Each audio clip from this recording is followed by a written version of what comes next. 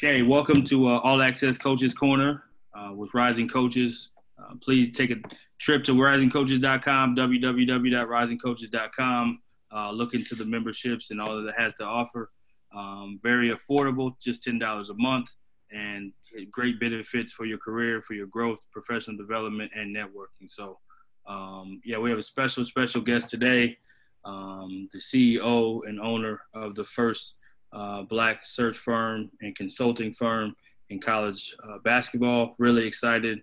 I got to know Herb back at Dedrick Taylor's think tank out in California when he was an assistant coach. I think I was working at Lamar at the time, and he was at Binghamton, correct? Yeah, Binghamton. Yeah, that's right. Binghamton. So, yeah, great dude, first class, sharp. He's already excelled in a short amount of time in this space.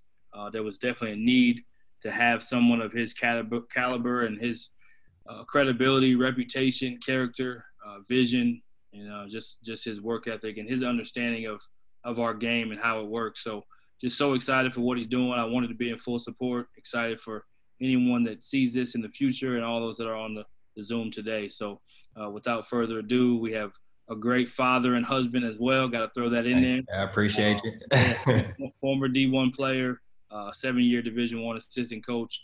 Like I said, just an incredible person who's going to break more records in college basketball with what he does. So without further ado, I'll let him have some opening thoughts. It's Herb Courtney.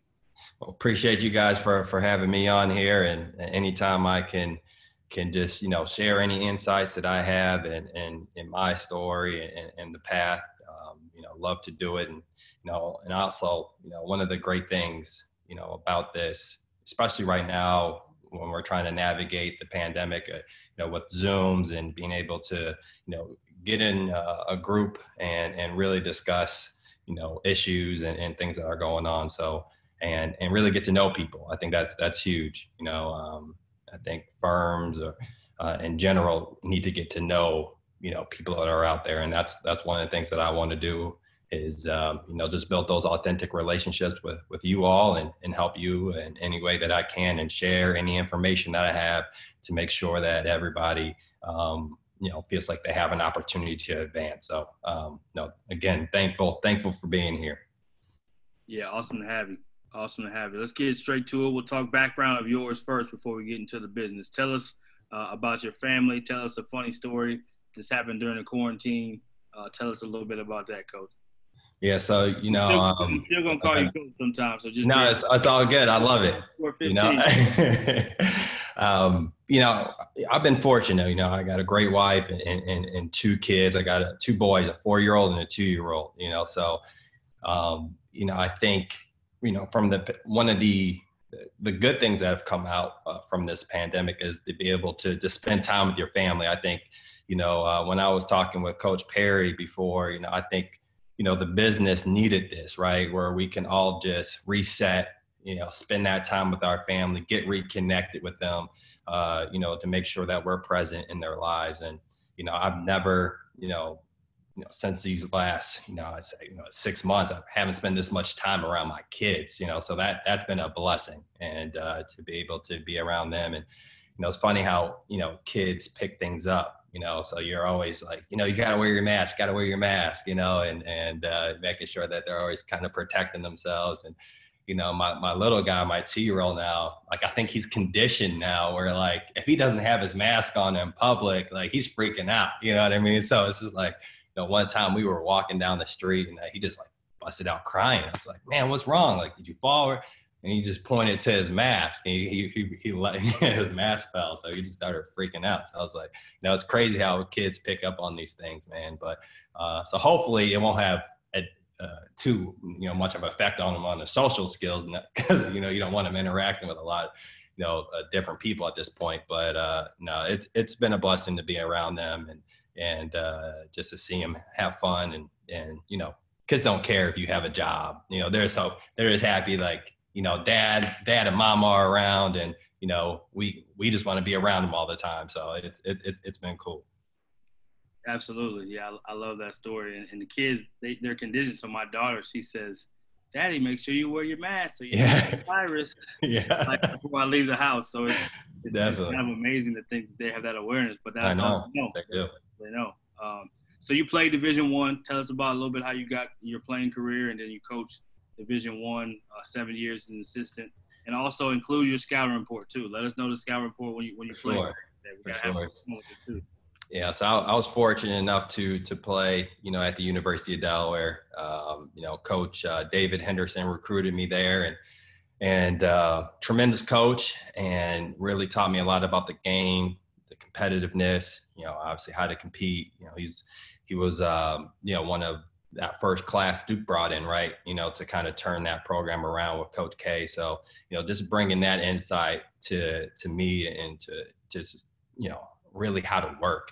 So that was great, and he's a great man, and really made me grow up because that was the first time I was away from home, so that was a great experience. And then, I had a chance to play for Monte Ross as well at University of Delaware, and definitely a player's coach, and, let me, gave me the ultimate green light. Every player wants that, right? So I was able to have a couple of good years at Delaware where, I put up some decent numbers, and, I was ahead of the curve. I always say this jokingly, but, I was that tweener, right? I wasn't big enough to be a 4, but, wasn't crazy skilled enough to be a perimeter player. So a lot of pick and pop threes, 1-2 dribble pull-ups, all right-handed, had no left hand. That was my biggest detriment. Couldn't go left, but, we made it work. So no, I had a great time at Delaware, and, I was fortunate enough to play overseas for a couple of years. I played in Argentina, Israel, and Turkey, and that opened my eyes to the world, right? And just be able to see the world in a different lens, and different cultures, and that was amazing. My first year in Argentina, I was in a very small town called Santiago del Estero. Very small. So I thought I was going to a big city like Buenos Aires, and, it's big city. South America was the complete opposite. But it was a humbling experience because, the town didn't have a lot, right? But they were so passionate about sports. They were very passionate about the team. Great people, welcomed me with open arms. And, even though it didn't look like they had a lot, they were just so happy, and that's something I've always taken from that experience. You don't need the best things in life to be happy. As long as you have your family, your health, and your faith, I think, those things that whatever drive you, you can find happiness in that, so, that was a great experience. My dad was able to visit me for almost a couple of weeks. So he got to travel with the team, and they embraced him and brought him in. So it was just a unique experience, and the food was really good. Food and wine was good too. So, Israel is very much like, the States, very, Western culture. That was a pretty easy transition. And then Turkey, that was a good experience as well, just to see the other side of things and different culture. So definitely been blessed and to travel the world a little bit. Yeah, and even though you didn't have a left hand, Clyde Drexler didn't have a left hand either, but he still got That's right. High level. So we're gonna give the stretch 4. You helped start the stretch 4. Yeah. Started that, the Draymond Green stretch 4 trend. You know what I mean? And okay. Can guard multiple positions. So no, it was good. Coaches put me in positions to succeed, and I had great teammates. Still talk to them all to this day. Most of them, we're all on group chat or whatever. So, I met my wife in college at University of Delaware. She was a volleyball player there. So, a lot of good things to come out of Delaware. Absolutely. My wife's a former volleyball player as well. So I can shout out to the volleyball players. Yep, no doubt. So yeah, with your background playing pro ball, you've worked in the business field as a corporate recruiter. I know we've talked. You've also worked as a college basketball coach 7 years. What do you feel like for you as you're getting this search firm established kind of helps separate you from some of the other guys that are in the same field that makes you different and unique? Yeah, I just think, just my background, right, just being a student athlete, playing professional, being a corporate recruiter, right, and building out a territory in Philadelphia, having success with that, and then being a college coach. There's not too many people in the space I'm not going to say there's no one in the space because I don't know everyone's background, but that have that lens, right? And then also to be a minority on that, just in the search space, there's not a lot of diversity, right? And that's something that is needed, especially when, being tapped into different organizations and minority organizations and knowing a lot of, just building relationships with those organizations and those members, right? So I think that's huge, and that's where I separate myself, where I'm tapped in, to the coaching community, because obviously I was a coach for 7 years, and with building those relationships within the athletic administration realm, that really helps separate me from some of my competition. Absolutely. So before we kind of get into your particular search firm, just tell us real quick, what made you decide to step into this space and be the leader of the first and the pioneer of the first Black search firm for college basketball? I think the more the more you can equip yourself to make decisions, right? And, being a coach, for me, the development piece was huge, and where could you get that, right? I think, Diedrich did a great job with the think tank, and that's where we met. But, could that be done on a larger scale, where, if you are looking to advance and move, what organizations out there that can help you with that? And, as we know, there's just not a lot, right? And, it's important to find mentors and to find people that can take you under your wing. But, it's also important to be able to network with other people, all right? And you got to kind of find who is genuine in that and who's not, because if you don't, you can waste a lot of time, trying to find that person to help you. And if their intent is really not to do that, then you're just, like I said, you're just wasting time. So, so the more I felt about, thought about that and what was out there and what could help the business. And then, what you just look at the numbers, right? And with the statistics, in college sports, right? The higher up you go in leadership, the less diverse it gets, on the coaching side of it as well, right? Where, it's 2020 and there's still conferences without minority representation, right? Within coaching, right? And the basketball conferences. So I don't think that's acceptable, right? And, 23% of coaches of color, are in Division I basketball. At the height of it was 2005, and it was like 25%. So we had. There's just a lot of work to be done, and I knew. I think I could leverage my network, my experience. Obviously, I was a corporate recruiter. I know the search processes and methodologies, to kind of marry the two experiences together to kind of create that firm to really help promote and present opportunities to, underrepresented groups, especially people of color that, are more than qualified to run a program or to be an AD. Or, we just need that opportunity, someone to know who we are and speak on that, so that's kind of what drove that for me. Absolutely. We commend you for it, man. We're excited to see all the great things you're going to do, and we want to support any way we can. Thank you. I appreciate and that. I said basketball coaching search firm. Obviously, you're an athletic coach and athletic directors as well, right? Yes, correct. We do athletic administration and coaching. Yep. Absolutely. So I had to make sure I corrected myself. I'm biased towards us, man. I'm biased. Let's talk about Renaissance. Okay, let's tell us a little bit about. Let's say I'm an AD or I'm a provost looking to hire you. What makes your search firm special? Yeah, again, I think just the uniqueness I bring to the market, right? Being able to really expand their candidate pools, right? And to be diverse. I think, it has to be diverse to start a search. Then you can really hire the best candidate. If there's no diversity to start the search, right, then how do we know who's out there? So, from an AD or provost, whoever is leading a search or who wants to consult or hire me, I think that's one of the things that is a value to them, right? Especially now, with the social movement that's going on, where student athletes are finding their voice, and we want to make sure that we are eliminating the just eradicating the inequalities within that search process and making sure that we are giving people from all backgrounds, right, access to job opportunities within college sports.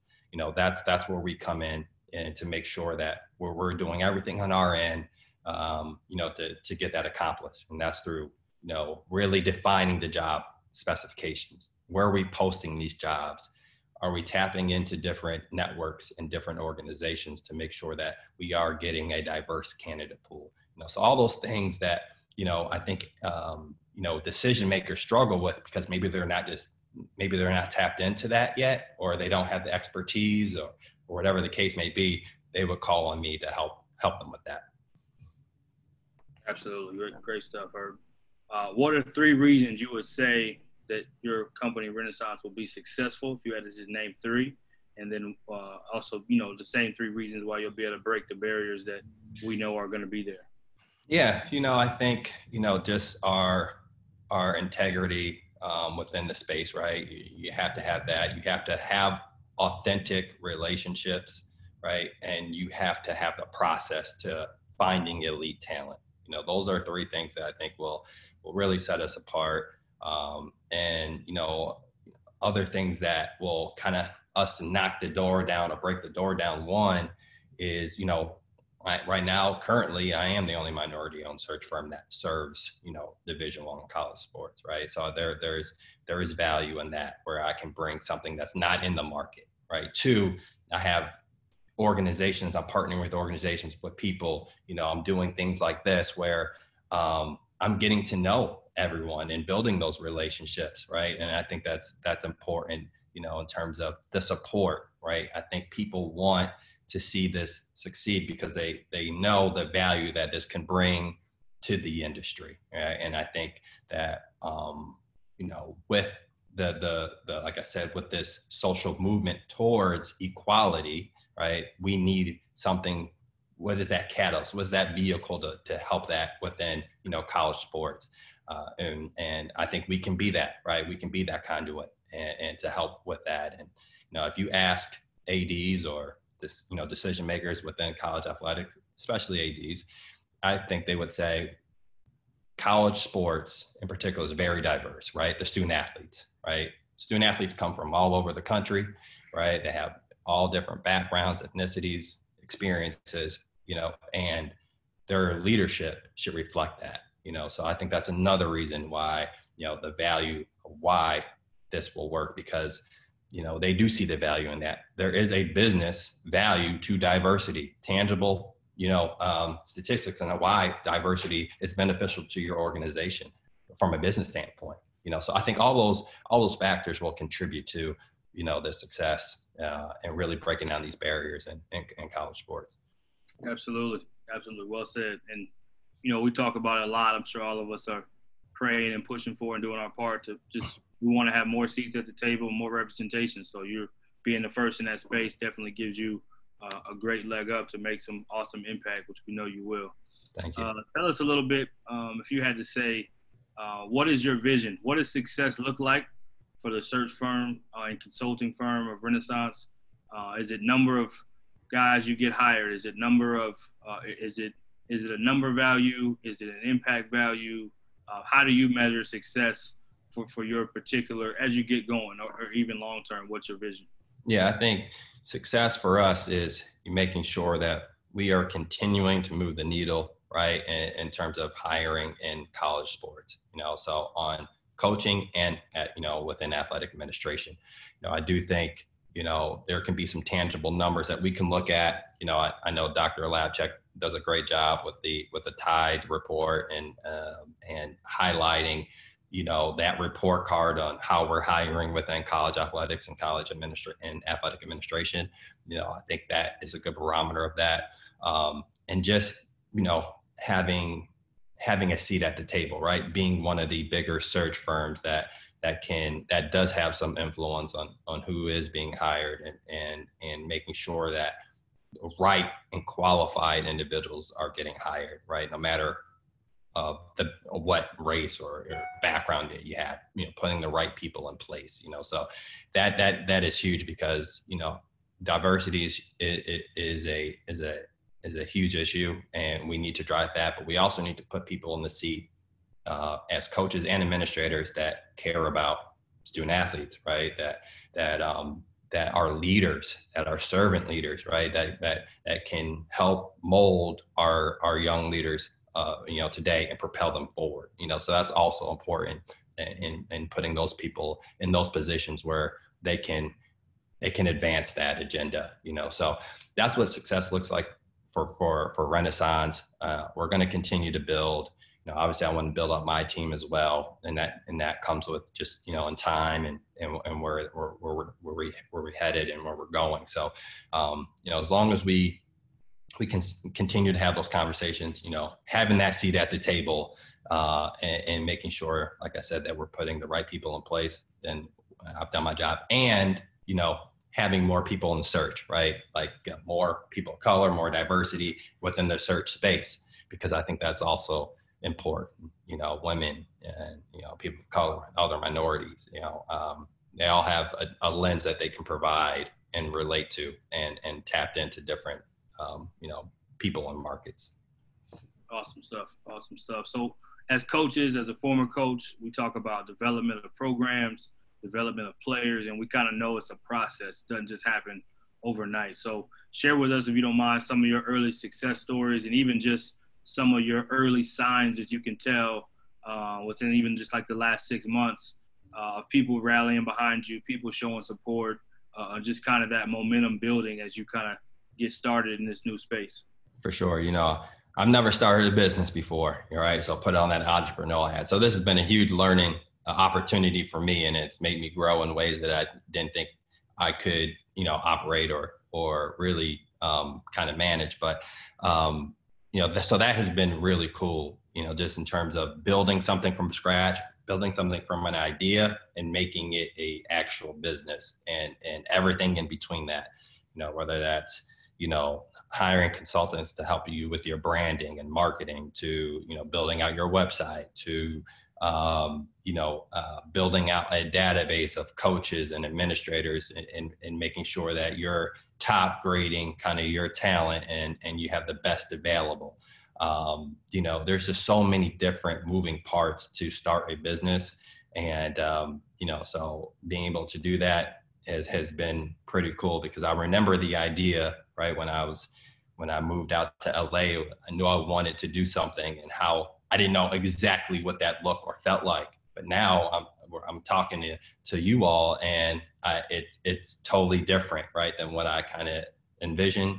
And then, doing your research and how you can come into the market, and is it something that can have sustainability?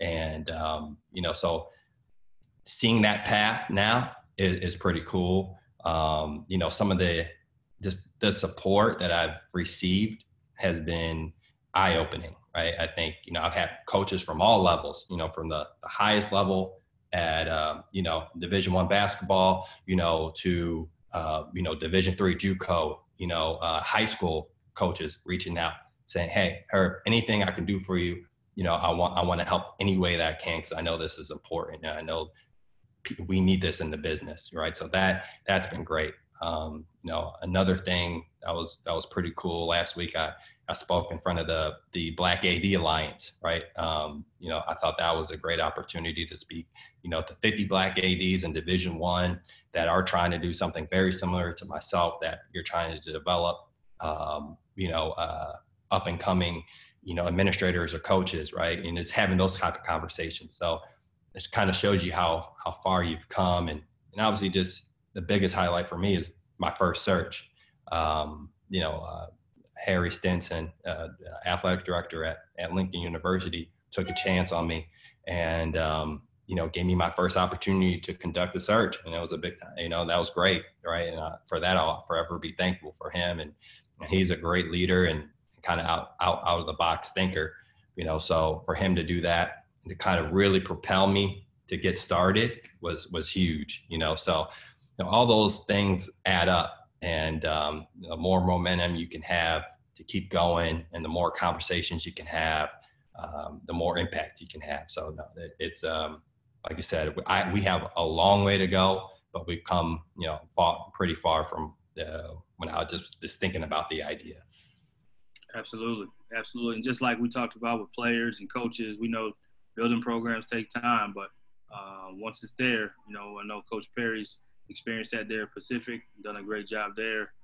Coach Malley, same thing at Texas Tech. They've done a phenomenal job along with many others on this call. It's just, that's a part of the process, right? Yeah, right. So excited for you to continue your process. So let's go search and consulting one-on-one, just kind of a quick lightning round, minute to a minute and a half answers. We'll go who first, okay? So just answer some of the questions that people may have. Who hires a search and who hires you for consulting, if you don't mind? Just yeah, no problem. So both ADs hire me for both, or depending upon from a consulting standpoint, what they need, right? So I think, for a search standpoint, obviously there's a job, and whether it's basketball or whatever sport, I'm going to come in and help them, vet candidates and do that. From a consulting standpoint, what does it look like? What is your vision of a diverse and inclusive workforce? How can we get there? Let's brainstorm, have some creative ideas and then execute that. Awesome. So now we go to the what. What are two things coaches do to get on your radar, get to know you, and build a real relationship? And then what are two things coaches need to stay away from? So what are two things they can do to build a relationship? And then what are two things they need to stay away from? Yeah, I think, in particular to myself, just reach out, right? And let's talk.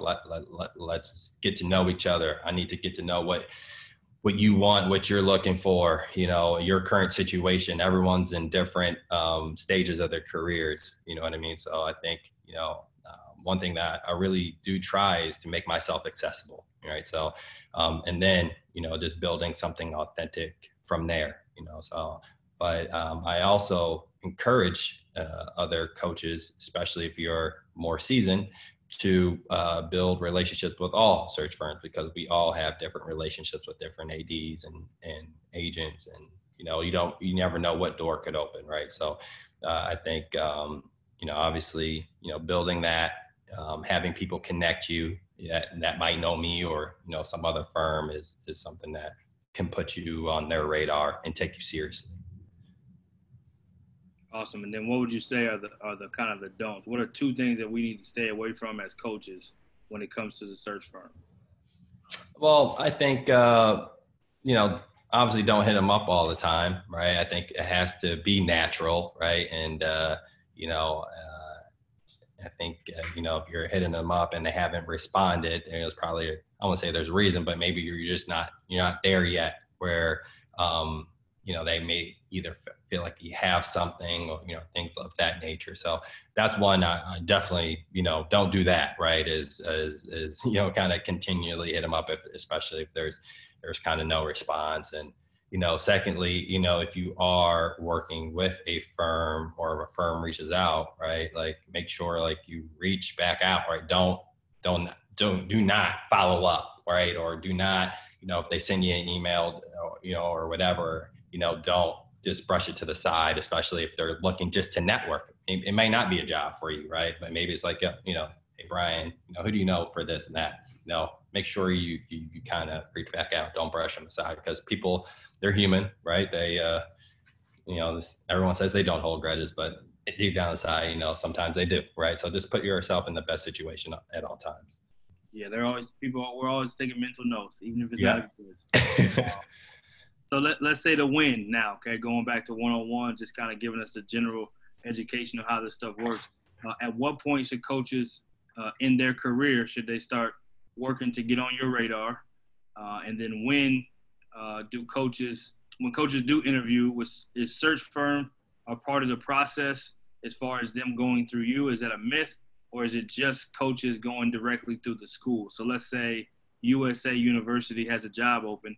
Are they more so contacting you to say, hey, if you get this search, let me get in?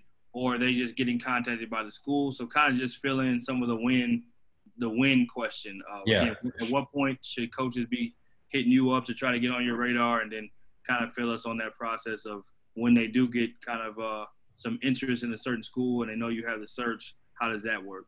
Yeah, I think realistically, you really need to reach out to a firm when you're close to getting a job, right? When you're at that point of your career, because that's what we do, right? We fill those head coaching jobs. So, I think whether you're an up and comer, right, and you're on a lot of those people's watch list, that might be a time, or when you think you're ready to be a head coach and you're having those conversations and you're really preparing and you spent time in this business and you worked your way up, right? I think that's the time that you need to start reaching out to a firm, right? Because there's a couple of things. Number one, you need to be on the radar. Two, there's from a development standpoint, you need to make sure that the ins and outs and how to best present yourself if you're getting opportunities or if if you feel like you're close to getting some interviews. So that is the best time, honestly, to reach out to get a lot of value. It's always good to say,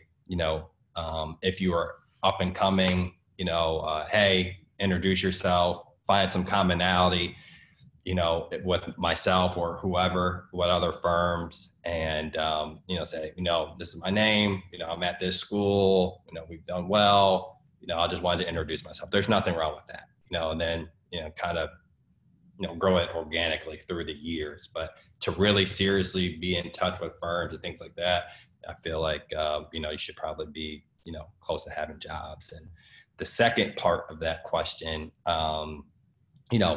when we do get a search, right? And I can tell you more times than not, ADs have a short list, right? So they have already identified a couple coaches that they have on their list, and then they're going to ask me for a couple coaches.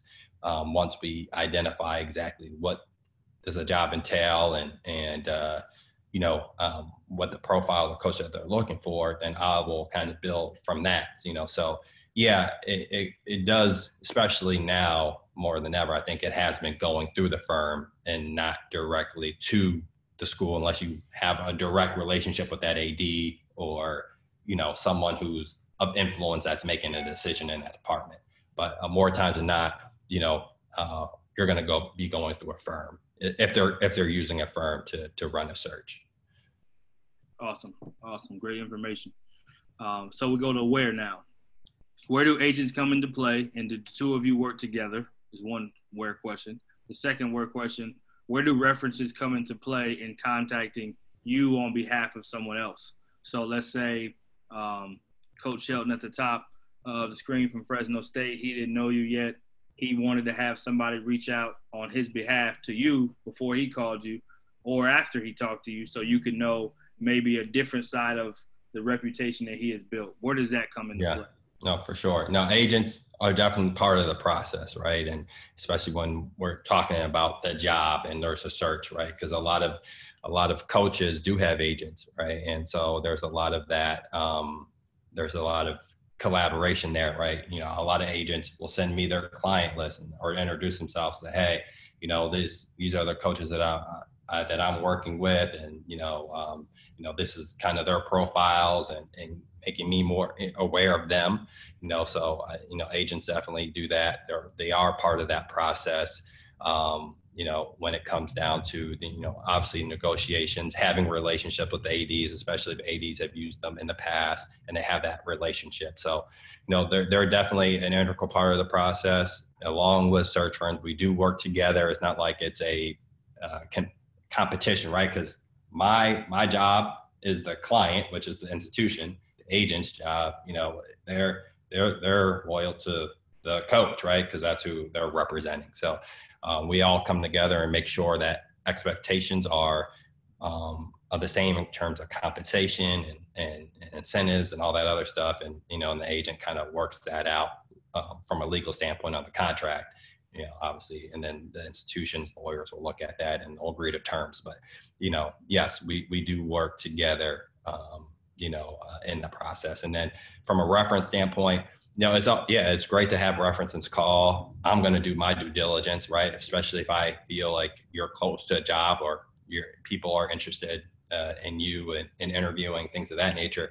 My job as the firm is to vet you, right? That's to talk to supervisor, your old coaches, people you work with, people in the department, administrators, so yeah, I think having people reach out on your behalf, one or two, make them count, right, is important. That can really speak to you, right, and that has worked with you. A lot of times people try to go for the biggest name, and that name doesn't know them. So when I'm asking some questions about you, they don't know, and that for me, that's a red flag, right? So it's like, all right, well, he doesn't really know him, so I'm going to take that with a grain of salt. I want to speak with someone who really knows you and has worked with you.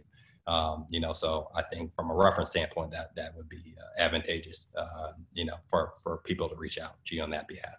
Yeah, great information. And I think so many times, I shouldn't say so many times, but oftentimes with references, it is important to know what type of reference people are looking for. Sometimes we have a tendency to think the biggest name may give us the best chance, but really from what you're saying, this is more about people that you've worked with, which I think some of us may know, but it's important for them to hear that from you, because I think that helps, reinforce the same message.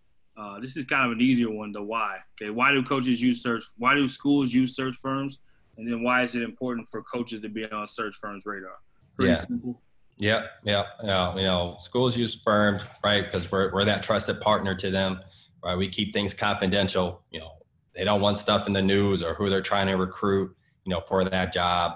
So being that partner to them, giving them that expertise within the market about the coaches, things that they may not know, so just adding that value, the confidentiality, logistically, right, making sure everything is run in a smooth and efficient process, during the search. So that's why schools use firms. Why it's important for obviously coaches to be on our radar, because we're the ones who are really advocating or recommending people for jobs. Obviously the AD president or whoever is involved, any stakeholder that's involved in the process is going to have final say, but our recommendation does matter, right? So we do the search and we recommend Coach X, that coach is going to have a pretty good shot at getting the job, so that's why you need to be involved with firms and making sure you have those relationships.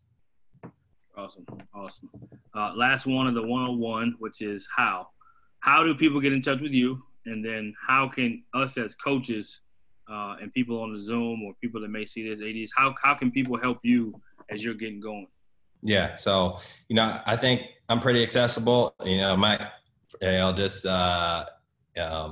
might take me a day or two to get back to you, because I do get, a lot of calls in during the day, and whether I'm running in a search or not, but my website, and I will type all this in the chat, and on my slide, my presentation that has my contact information on there. But my website is www.renaissance-consult.com. Twitter, you can, I'm on Twitter at Coach Court 15. You can hit me up, my phone number, so all that, like I said, all that information will be on the slides. But any way, whatever works for you. Like I said, it might take me a day or two to get back. But no, I try my best to definitely make sure we can have a relationship and be accessible, right? Because that's important. Awesome. And then, did you already say how we can help you? Did you say that too? Oh, obviously I think, just the relationships that you have on campus, right, are huge for me. Understanding your landscape, right? Are there issues within your athletic department, that your AD could use a firm like myself that can help with diversity and inclusion and hiring, right? Because there's each institution is different. They all need different things, right? So, coming up with a plan and tailoring something for the athletic department is, something that we do. So, just bridging those connections for me, especially if you have a great relationship with a decision maker, SWA, your AD, deputy AD, those connections are always welcome for sure. Awesome. So we're going to open for questions after this last kind of your words of advice for these coaches that are in these scenarios about to get a head job. We'll go through these 7 scenarios, and then We'll open up to questions and then have your presentation after that. Cool. So scenario one, the successful low major or mid-major Division I coach looking to move up to the next level as a head coach. Yeah. So obviously,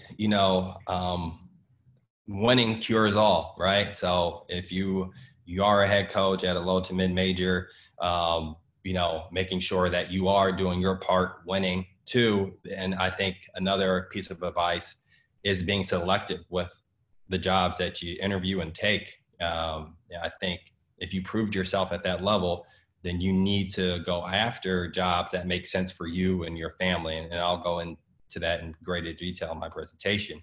But there's certain factors that you got to weigh and where you can be set up for success. And just don't take a job because it's at a higher level. Take a job where you can be successful, right? And, sometimes we lose sight of that. And, so that would be my advice for the low to mid-major head coach. Awesome. Scenario two is the Division I associate head coach, or we can say Division II for that matter, or Division III. The associate head coach, whose head coach gets another opportunity. What's the process? What suggestions, or not process, what's the advice you have for him as far as getting the head coaching position when his coach leaves? Yeah, I think that's a unique opportunity because you should be putting in the work before your head coach has left, right? If you guys have had a successful run at that program, you should have already building those relationships with your AD, with community leaders, with, putting yourself in that position to take over the job, right? Because once that happens, then it's too late, right? You can't just say, oh, I'm ready for it now. You've had to demonstrate that, over that time. And how do you do that, right? It's taking stuff off your head coach's plate, building that relationship with your ADs, right? I think assistant coaches or associate head coaches don't do that enough, building with their current AD, because, if you are successful and that coach does leave, I think ADs love to hire in-house, but if they don't know you're not going to hire you, right? And they're going to open it up. So I think those are things that coaches can do to prepare once they're associate head coach, to become a head coach. It's just doing that work before that even happens.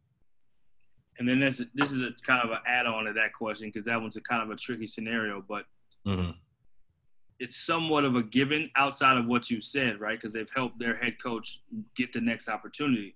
So outside of just the relationships, is there one piece of advice you would give for the actual process once they know their head coach is gone and now it's open, so to speak? Is there any one advice you would give? Let's just say they've already done the things you said. Once it opens, now they maybe have or have not hired a search yet.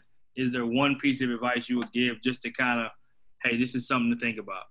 Yeah, I just think hopefully at that point they have had a plan, right? And have their philosophies and everything written down, something tangible to show that AD that they're ready to take the job. And obviously, if that head coach has left on good terms and they've had that relationship, that coach is vouching for you to get the job, and other people within the community. I think that is a huge thing that they could do to ensure they get the job, right? Do you know that the boosters and community leaders, like, money talks, they're going to say, hey, we want this coach to be our head coach, right? And having those people really advocate for you. So I think those are some other things that you can do to ensure that you get the job, That's good stuff. Very good. Thanks for that. So scenario 3, the Division I associate head coach or assistant coach who has been very successful, yet his head coach isn't likely to leave, right? So he's probably staying roots or planting roots and staying there.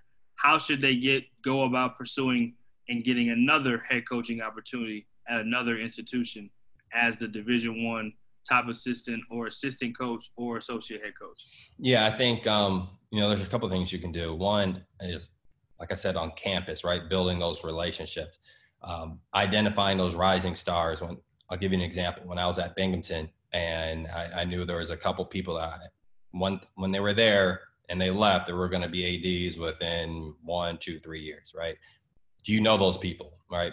Creating those relationships, because once they get a job and they know you and they're comfortable with you and they have a head coaching job, right? That's easy because you know them, they know you, and you've come from a successful program. That's an easy sell, right? So I think that's the first thing you can do in terms of that. Secondly is obviously having that inner circle of mentors and making sure that your connectivity within the space, within the industry is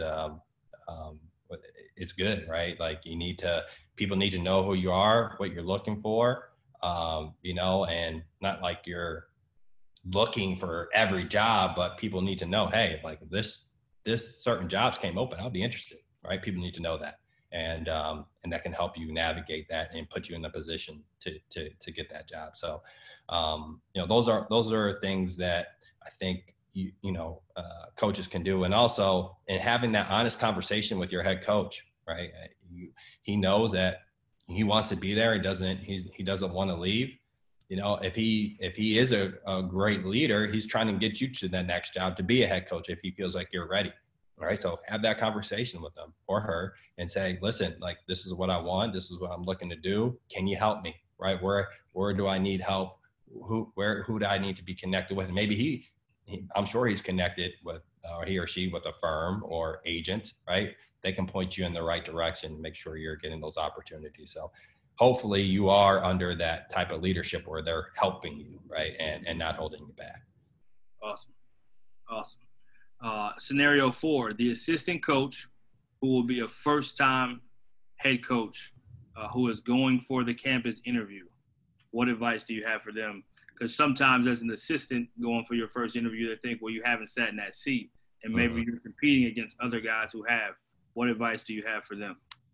It kind of sounds cliche, but obviously be yourself, be able to storytell, and I think, having a clear, concise plan on how you're going to build culture and run your program. Because if you can't paint that picture and articulate that, you're not going to get the job, especially as an assistant, right? So I think that's something that you need to practice, and it has to be very clear how you're going to do that as an assistant when you're interviewing for that head coaching job. Awesome. So number 5, the rehire. Okay, this particular head coach was a Division I head coach already, or Division II, insert level there. Been a non-successful, but been a head coach. Now as an assistant, they have gone on and had major success as an assistant coach and are just looking for their next chance to be a Division I or II, whatever level, insert there. We'll say Division I. How do they get rehired when maybe they weren't successful? And let's say in this particular case, they are a minority. So sometimes it feels harder to get that second chance. No, it doesn't feel, it is harder, right? That's a fact, stats back that up. So, I'll just answer it in a minority standpoint, from that lens, as someone who's been a successful head coach, or who, I guess maybe I won't say failed, but, had some challenges and didn't get to where they wanted to go, and they were, had to transition to another job. I think there are things that they can do to, get the rehire. One is your branding, right? So obviously, you're at a institution now where you're running at a high level. So, really educating, I guess, once you get an interview, the panel or the decision makers in the room, why you struggled, right? That reflection at your last program, and really taking that in. 2, what you learned from it. 3, how you're going to change going forward, right? And what you learn from that. Honestly, you're going to have to really be able to articulate that, and how you implemented those, I would guess, changes in your current role, as a successful associate head coach or assistant coach at that program that you're in, and taking those principles and saying, and forecasting it to how you're going to do that at that next opportunity. You know what I mean? So You know, it is unfortunate, you know, as you know, I think, you know, coaches of color, it is harder for that rehire, right? And that's something that is on our minds, you know, as a firm, and knowing who is out there, because there are some great coaches out there that, you know, have I won't say failed, but, you know, had some hard times, or, you know, you never know what the situation. New AD comes in and they want to make a change. And I just look at my situation at Delaware, where, you know, Coach Ross, you know, he won the tournament, and 2 years later, you know, they decided to make a transition. So, you know, he can coach, right? And he deserves another opportunity.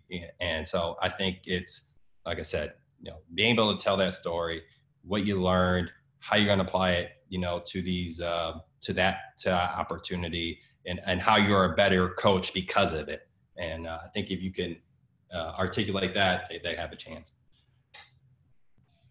Yeah, definitely. It's hard for us to get the first chance, so it's definitely even harder to get the second one, without a doubt. Sure. And just not being successful can look different ways for different reasons. But exactly. Sometimes getting fired doesn't mean you weren't successful. And yeah, we've seen it happen in the NBA quite a bit, where guys are minorities even have been able to get second and third opportunities. It just hasn't happened quite as much in the college basketball landscape.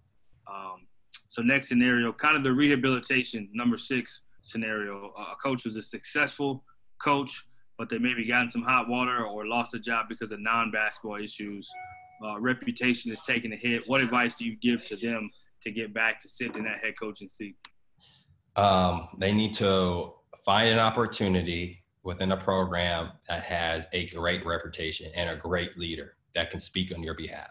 You know, that's hard, especially, you know, if you do get in trouble for, you know, non-basketball issues, and you lost a job, and on top of that, you know, being a minority. So I think you need a champion, right? And who's that champion for you?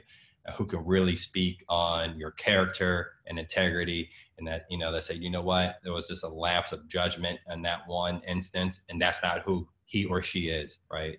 So that would be my biggest advice. If you can get on a staff where, you know, it's they have a great reputation and they can speak on your character, and you're winning, and all those other things. So that would be my advice for that coach. Yeah, great one again, Herb. Okay, last one scenario, then we'll open up for questions. Call this one the leapfrog. Scenario 7, the lower level successful non-Division I head coach who wants to move up a level to Division I. So let's say Wes, he's going to do great things. He's already doing great things out there at his school in Oregon, Division II. Once he gets it rolling, how does he make the jump to the next level to become a Division I head coach? You know, I think it's getting on people's radar, right? I think it's getting on the firm radar, you know, getting with, you know, the agents really kind of promoting, getting into some of those, you know, networks, whether it's Top Connect or, you know, some of Next Chair, where you're getting in front of ADs and, you know, things of that nature. I think those are important. You know, just they are important events to get exposure, right? People need to know who you are and what you've done, right? And if no one's really advocating for you on your behalf on the program that you're running, then people can't say, you know what, Wes, you know, is doing great things at Western Oregon, right? So you got to be on people's radar, let them know, have great social media branding, right? You know, Twitter and that engagement. You know, almost throw it in their face, like, listen, this is what we're doing. We're building championships over here, you know, and creating that brand. And I think that will help, you know, them jump that level. Awesome. Thanks so much for that kind of breakdown from the top to bottom. Well, let's open it up before we do your basketball presentation to a few questions, and then we'll get to your kind of, you know, presentation as far as, I shouldn't say basketball, your overall presentation. Obviously, again, I'm biased, but yeah, let's have a couple people hit unmute and go ahead and say your name and where you're from, and go ahead and ask your question, please. You don't have to be shy. I'm not that good of a moderator to have all. Come on now. I mean, we made sure we covered a lot, but feel free. All right, bro. I remember my plan. And give comment as well. If you have a comment and not just a question, feel free. Okay, Darrell Robinson, Danville High School head boys basketball coach in Illinois. I remember my playing days. I used like a consulting firm that helped me get a deal over in England, and I know how they had worked to where they didn't take. I guess they didn't. They got paid by like my team. You know, as far as like my team end up getting their cut on it. How do you guys work? Yeah. So from our model, right? So there's a couple different things. There's a retained model where, if it's a basketball search, and this is kind of the most popular one where, it's an institution will pay us a retainer to start the search, and then, they'll pay something in the, whatever that amount in the middle, and then conclude it. Myself, I'll have that model. I can do like a multi-search model where a school has me on retainer and I can impact, multiple searches for them throughout the year, or contingent where, and this is probably the least, I would say model that schools or institutions or with firms is, if once you place them, then you get paid. Yeah, that doesn't really happen a lot. But, for me, especially in COVID, you have to be flexible. You got to offer different type of, financial and compensation models. But definitely the most popular one is the retained model, where you pay upfront, amount in the middle, and then to usually it's not like net 60 days after, net 30 to 60 days after the placement, then the last installment. Okay, thanks. Yep. Question, Darrell. Thanks, man. I have a question. Go ahead, Rob. Herb, how you doing? Rob, I'm in Dallas. I'm teaching, not unemployed, but still looking to get back in the college game. Mm-hmm. When your firm works with ADs, a lot of times presidents step in. Yes. And they come from the backside. Are you guys aware of that, or does that kind of throw you in between not being told up front, or what happens? Yeah. That's a great question. Because of that, we do ask those questions. Who are the stakeholders in the process, right? And you can almost assume president will be a stakeholder in there. I think sometimes what could throw it off is not really the president being involved, but maybe there's an outside influencer, maybe a booster, someone who's donating a lot of money to an institution that wants somebody as their next head coach. So I think that could, throw the search off a little bit. But we pretty much know, and we ask, right? Just trying to, so we can navigate that process. Who is all in the room? Who's all has their hands in the pot, and that kind of has influence, with this decision, and we kind of move from there. Good question. A couple guys I just want to kind of point out. I know this on the call. A couple top Connect guys, Serge and Akeem. So thanks for joining. Former head coach and NBA assistant and associate coach at Pacific, Leonard Perry. 40 under 40, I believe. One of the top assistants, not only in the Big 12, but in the country, and future head coach and Coach Malaghy from Texas Tech. So, again, those guys, if you want to ask now or make comment, feel free. We'll let them kind of get into his basketball, his presentation after a couple more questions. Yeah, I had a question. First, Herb, appreciate you coming on, sharing the wisdom. I know for all of us, it's a big deal. I'm a Division II head coach in California. And during this pandemic, one of the things that's been important to me is reaching out to other minority coaches at all different levels, mm-hmm. and encourage them to kind of chase their dream to become head coaches. Yeah. And so in doing that, I run into kind of the same things over and over, which is, people are afraid to take what they deem are bad jobs, just because, like we talked about already, you can't, if you don't make it, then you're done, and I think my experience has been on pretty much all the different levels of coaching. Other people, non-minorities, are taking those jobs, finding success, and being able to use that as a platform.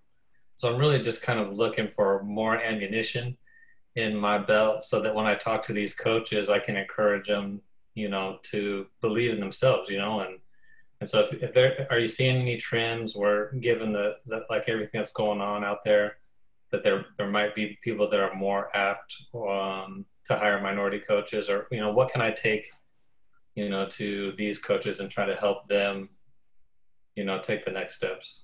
Yeah, you know, I do think, you know, from, you know, coaches of color, you know, we aren't getting the best jobs in the league, right? And you know, there's inherent risk, right? You're going to have to take jobs that, you know, aren't the most, you know, have the most resources, and you know, that have their challenges. But, you know, I think you need to know those challenges going into it so you can create a plan and hire correctly so you can achieve that success, right? Because let's just say you're at the lowest resource school in the league, and people know that. And if you finish 500 or above, right, you know, people are going to be like, wow, that coach did a hell of a job. You know what I mean? And you can help, you know, propel you to get a bigger job. But, you know, you have to, I would say this, right? The biggest thing, if you're going to take a job that isn't a great job, you know, from a resource and a competitive advantage standpoint, you better know where, or you better know your president and AD, and make sure you're in lockstep with them, right? Because if you all aren't on the same page and have different expectations, I don't care what you do, you know, it's not going to be successful, right? So if you are going to take a job that it's a tougher job, right? I think you need to have that relationship from the top up, right? And then you can, like I said, have that plan where, you know, you're making incremental gains and doing things, maybe doing some things that are creative, right? That they'll allow you to do in terms of trying to compete in your league. So, you know, I do think you have to be wary of that. I don't think you just take any job if it's offered to you. It's important to have that. It's important to have that knowledge going in and that relationship. And, you know, when those things change, especially from president and AD, you know, it can make your job difficult and almost, you know, you won't be successful. So, but if that is in place, and you believe in yourself, right? And you have a culture and you can implement a system that you feel like it can compete, then you should do it, right? So it's kind of, like I said, it is a two-way street in that sense of just taking a job. Appreciate it. Mm-hmm. Yeah, and two current Division II head coaches. Thanks, Coach Williams, Coach Pfeiffer as well. Division II head coaches doing a great job, and appreciate that question. Very real question. There's a lot of guys that have done it. Not an easy one. But a lot of guys have done it and been able to move on. But I think there is obviously some risk involved. So that alignment that he talked about is so important. We'll take a couple more before we go. I got a question. Hey, Herb, how you doing? I don't have a bunch of questions because my relationship with you, we've talked about everything, and we continue to move forward in getting you in a situation where you're at the top of your field. Again, I think it's admirable, and you know, this is going to be a really good. My question for you is this: we've seen movement. COVID is hit, and I think everyone was froze COVID first. Now that it's here, it obviously hasn't gone anywhere. The country has shifted. What trends do you see now moving forward on the college landscape in terms of, you know, and I don't wish it on any coach. I hope every coach can fill out and fulfill his contract forever. However, we all know that that's not likely to happen. What do you see moving forward in terms of changes being made at the Division I level? Yeah, no, that's a great question. You know, and, you know, it really depends on the body of work this year, right? And how many games are we going to play?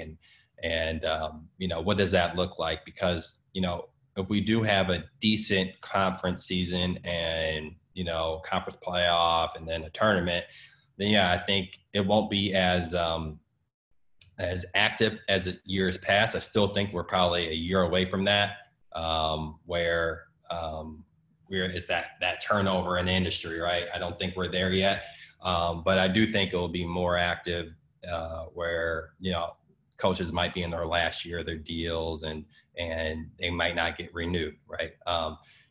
You also have to consider this, that with the pandemic, institutions are in financial stress. So can they extend a coach maybe for a year and then, try to hire that person the following year, right? In terms of that, where's their finances look like? I think that's a huge piece of it, with this pandemic. So,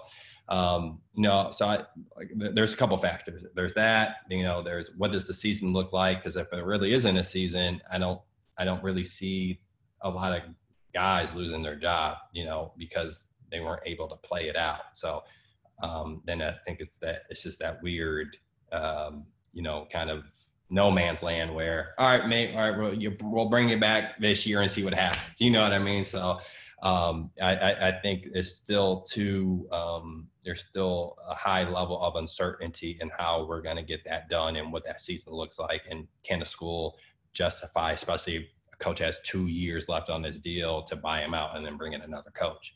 I think that's tough to sell to especially if you're a state school or, things like that.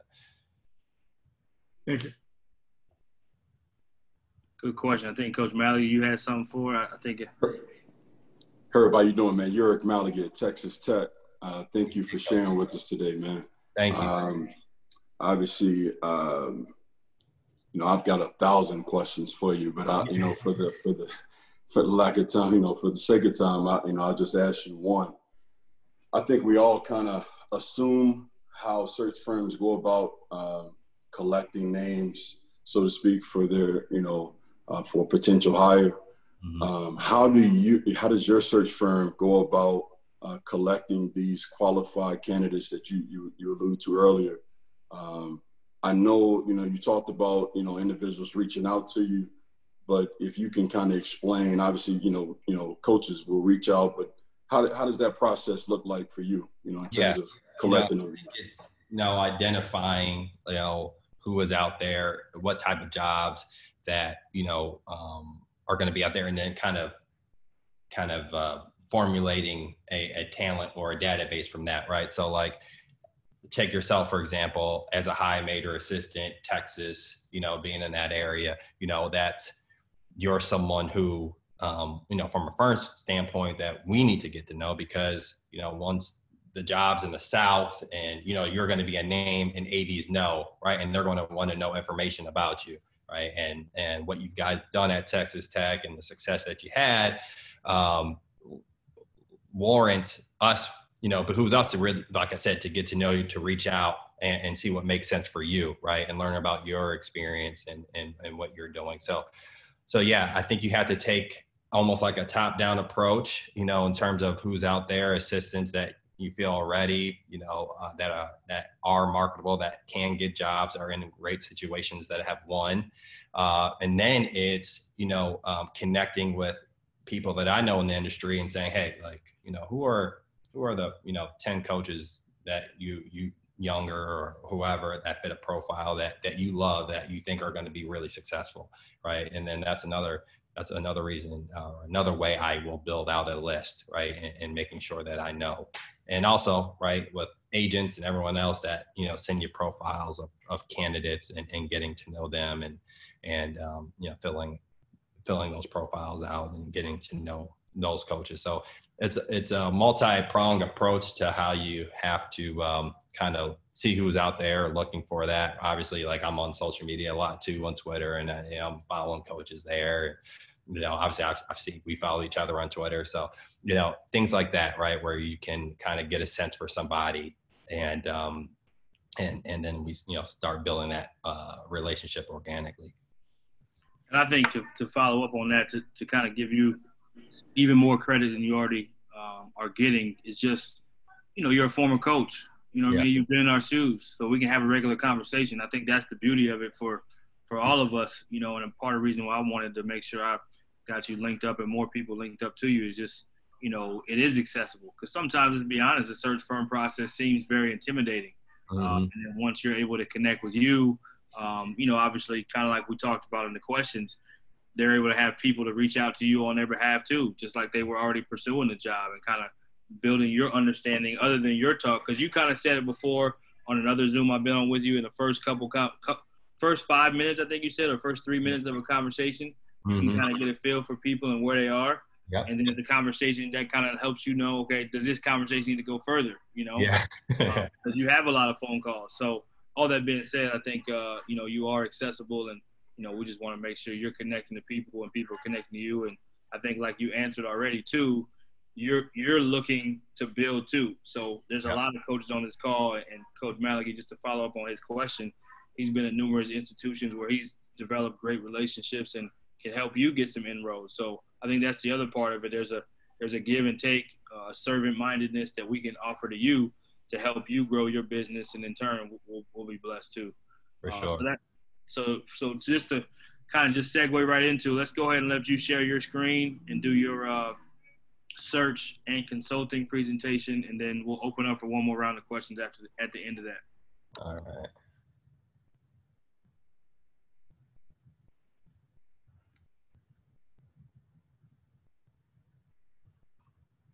Now, do you have to give me access to share it? You should have. I did, but let me know if you hit that green button. Let me know if you have any trouble. Let's see here. Okay, I got it.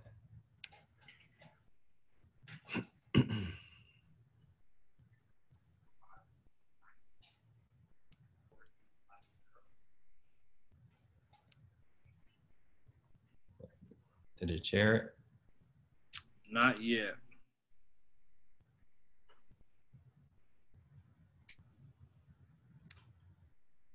Share screen. Kind of brings up a multiple screen. You kind of click on which one you want to. Yeah, it says open.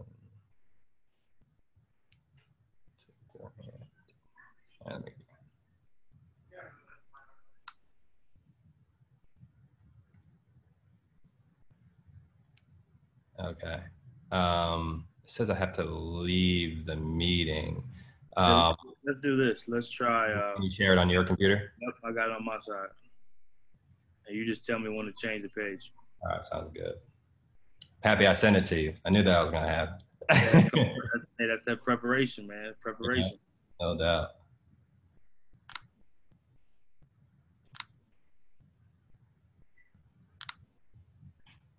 All right.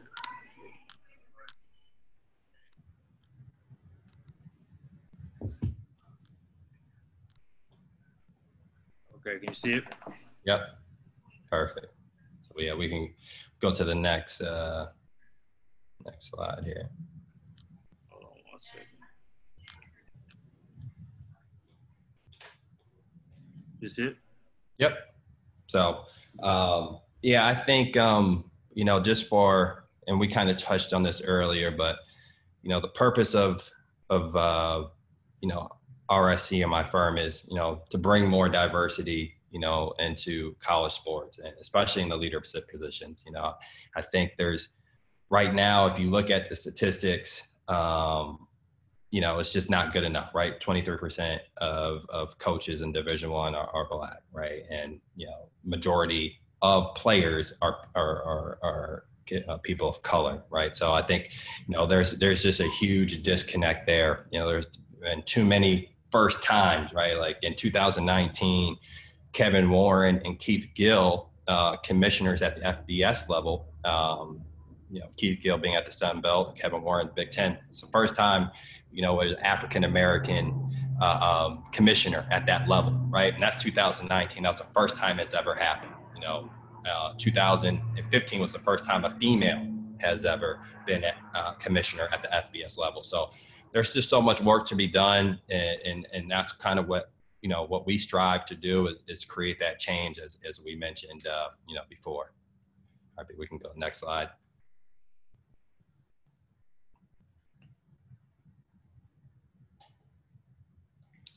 You know, so we aim to partner with institutions, right, and create those teams, right, the strongest teams that play, right, to really partner with the ADs, to leverage our networks, to leverage, we are, connected to, especially, on the coaching side with a lot of the different, coaching, networks that are out there, and doing these type of Zooms and getting to know everybody, to the athletic administration side where it's, MOA or women leaders, or, there's a ton out there that institutions may not be aware of, right? And that can tap into these communities to have diversity within their team and to really move that needle in college athletics. So that's what we do.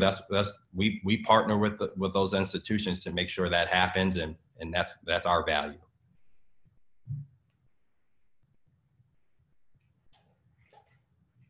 All right, so kind of just role of the search firm, right? The biggest thing, we're the trusted partner to the institution. That's that consulting, that, the biggest thing I think an AD really values the using a search firm is when they're in the late stages of that process, and it's keeping them up at night, right? Like, who's there to really help consult them to finish that process out, right? To make sure that we're going after the right individual, and making sure that we're doing everything that we can to identify that person and putting them in that seat. And another thing is to help create the job profile for the client, right? Every job is different. Every job has its challenges. What are those challenges? I need to educate the coach or, the agent that's maybe speaking on his behalf on some of those challenges within the job, so everyone has an expectation of what the job entails, what those expectations are, and what does success look like, at that institution.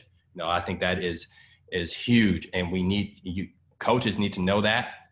ADs need to know that, because sometimes in those first conversations, they don't, right? And we want to make sure that, those expectations are crystal clear so we can go out and find the best person. We assemble the best talent pools, obviously recruit those identified candidates. So when the AD has a short list and I have my short list, we got to recruit you guys, right? What's great about the job? If you're a sitting head coach, is there a buyout, right? There's other things that are in play, during that search process. So that's our job to figure that out and make sure, how can we make it work?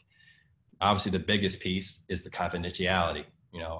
Schools and institutions don't want their business out there like that, right? So they want to make sure that they keep this close to the chest and going after the coaches they really want, right? So, using us as that confidentiality piece and making sure it doesn't get leaked out is, something that is very important.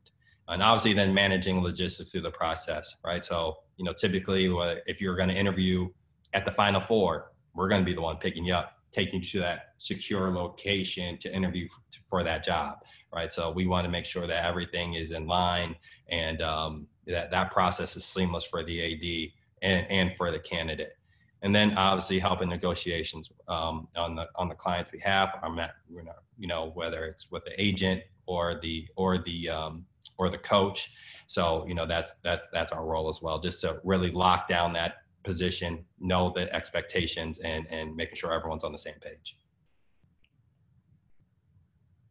All right, so road to becoming a head coach, how do we get there, right? It's I can't emphasize it enough, doing a great job in your current role. You got to win. I don't remember too many head coaches or assistants becoming head coaches coming from losing programs. So, obviously doing a great job in your role and having people that can speak on your behalf. Building those relationships on campus, like I mentioned before, there's gold on your campus. There's future ADs there. Get to know them. That's so important. Networking with administrators, right? I heard this, from the GW AD, right? Administrators hire coaches. Coaches don't hire coaches, right? So when you're looking for a head job, so who are you networking with from an administrative standpoint? What does that look like? If you're in a area that has a lot of schools around you, right? Are you getting to know those administrators, you know, and building those authentic relationships? You know, building relationships within your own community is also very important, right? Those community leaders, you know, people that can speak on your behalf. So when that situation happens, when you're the associate head coach and, you know, your coach takes that job, who are those people speaking on your behalf? Another huge thing is creating a board of directors. You have to have people around you, you know, to help you get to where you want to be, right? That can be your former coach or your current coach, you know, people in the business, people outside the business, right? Who's helping you to give you that honest feedback? And then having a plan, right? Write it down. What is your plan, right? What does that look like? And then go get it. And you know, I'm a huge believer of what gets written down has a better chance of getting accomplished, right? I'm not gonna say it's always gonna get accomplished, but it has a great chance of being accomplished when you write stuff down, right? So what does that plan look like? And then putting people around you to help you execute that. You know, professional development, that's a huge thing as well on that path to becoming a head coach, right? Are you networking up, you know, administrators, with administrators? Are you involved with professional development organizations, right? I think there's a lot out here that you can be a part of, you know, start making those inroads with them, right? I know, like, you know, there's NAFSED on the coaching community side, you know, communities like this, right? Where the Zoom, where there's a whole bunch of different coaching communities now where you, where people are talking, sharing ideas, and that's a great way to develop as well. You know, do you know your conference office, in particular, your conference board administrator at the conference office? That's another big relationship that you need to start developing if you don't know them. You know, why? Because ADs call conference offices all the time, right? And they call those board administrators as well. So if you're not on their radar, you know, that is, I'm not gonna say it's a red flag, but that's a powerful person that could speak on your behalf. And if you do have a great reputation in your conference, they should know you, right? So go out and create that relationship with them. You know, another thing, you know, are you well connecting within your area with boosters, ADs, other community leaders? You know, having a well-rounded group of mentors is another thing.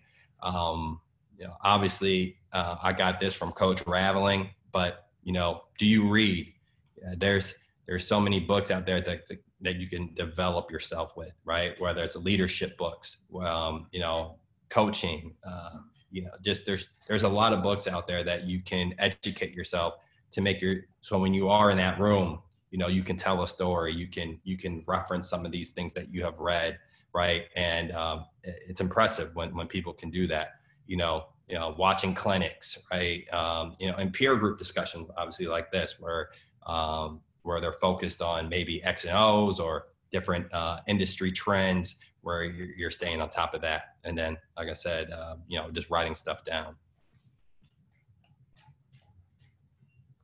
All right. So who is on your board of directors? I think this list should be, you know, should evolve over time. You should be adding and moving people, you know, from that, because where you are in your career, you know, that's going to determine who's on that board, right? So when you're younger, you know, I think it's, you know, maybe more, I guess, high-level assistant coaches or assistant coaches, and that can help you, give you that real feedback, and then some head coaches, right? When you're older in the business, you know, are you involved with, you know, some influencers in the space that can speak on your behalf? You know, industry, you know, your peers, your family. I think those all are good, you know, people to have on your board, you know, to keep you grounded and focused where you want to be.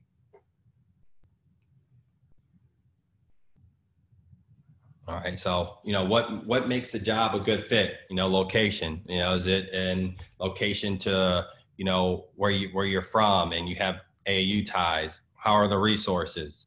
You know, can you win there? Are you in line with the administration, right? With ADs and president? Do you have institutional support? is it important to the institution that your basketball program and sports in general, right? I think sometimes we go to institutions and you know, they don't really value athletics. So I think that's huge. What's your growth opportunity, right? So if you are taking a low resource job, right, and if it's not the best job in the league, you know, what is your growth opportunity there? Can you turn it around and then get, you know, a mid-major to high major job?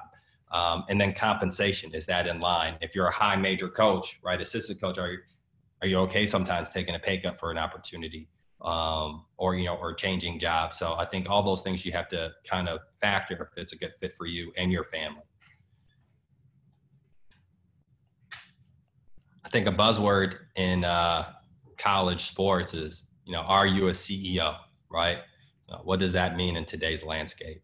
You know, so, you know, to me, it's being a servant leader, right? It's public speaking. Can you engage? Do you feel comfortable doing that? Can you go on in front of 100 people and ask for money, right? In front of a room and own it and have that command, you know, and if it's something that you aren't doing, you need to start doing, right? And can you take that off of your coach's plate, or going to, some fundraising events, or working with your development team? Are you in tune with industry trends, right? The student athlete experience, you know, student athlete development, mental health is huge, right? You know, those are things that are on AD's minds all the time.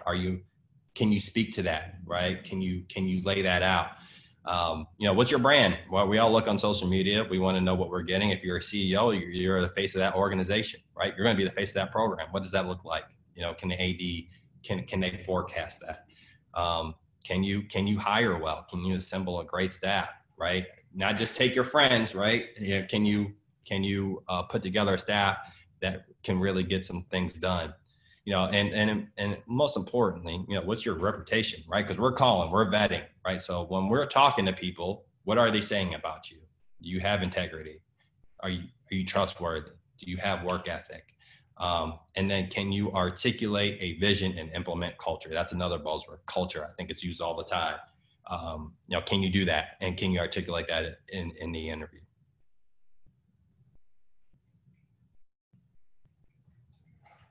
All right. So, you know, I think we kind of went over this a little bit, but, you know, how to get involved, you know, with a search or in a search, right? So, especially as an assistant, trying to go for a head job, there's usually two ways you're going to get it, right? It's, do you know that AD, or do you know someone that has influence within that department or over that AD? That's going to give you a great job of getting it within that search.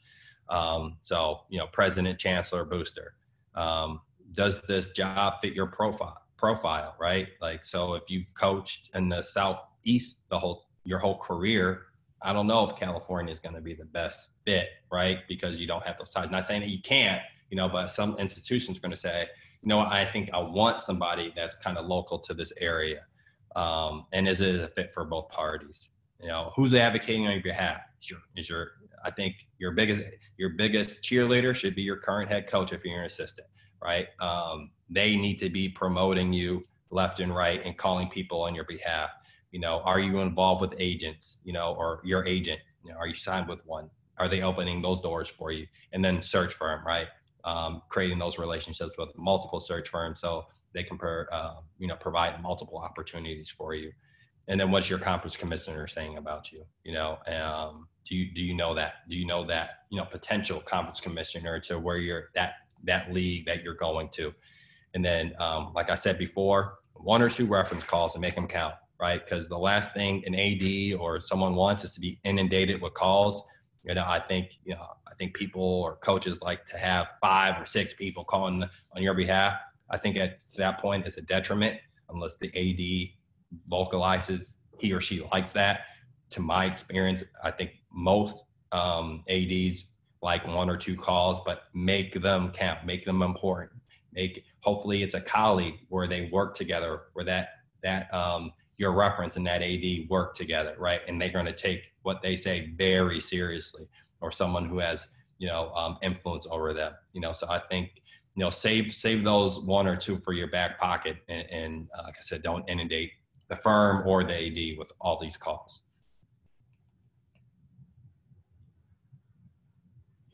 Just the do's of the interview process, right? Like the executable items that I think we all can agree upon. One is, having that professional portfolio, two, presenting that executive image, the CEO, right? You got to portray that. Having a concise elevator pitch, right? What is that for you and your program? During the interview, which I think it sounds so simple, but in the searches that I've been involved with, people don't answer the questions, right? We'll ask you something, and then you'll go on a tangent and say why they're good for the job, and kind of bring it back to themselves. And maybe the question is, a situational question, and they don't really answer it, or culture, or how are you tangibly going to implement a culture. And then they don't really answer that to say it's important, but here we've done this and that. Like, you have to be concise and really answer the question. So I know people get excited and they have something in their mind that they really want to articulate, but if it doesn't answer the question, it's counterproductive.